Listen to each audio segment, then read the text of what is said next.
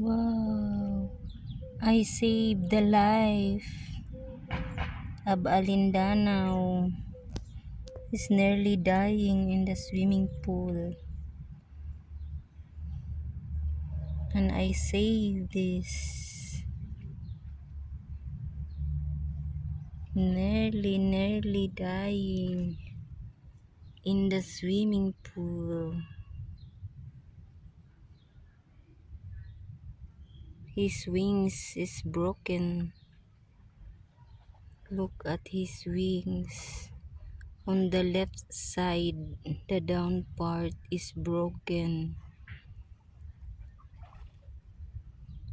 I get it from the swimming pool and I will put it in the grass so that he can still fly again and he will live happily ever.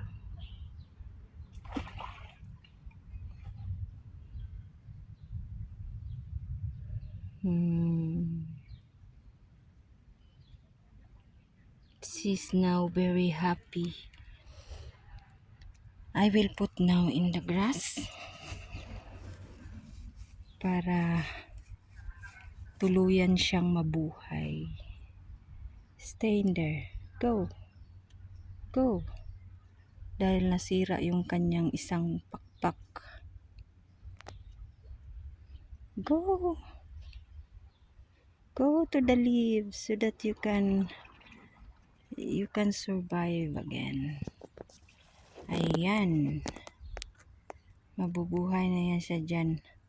Pumunta ba naman sa swimming pool na ano yung kanyang pakpak? Ayun, lumipad na.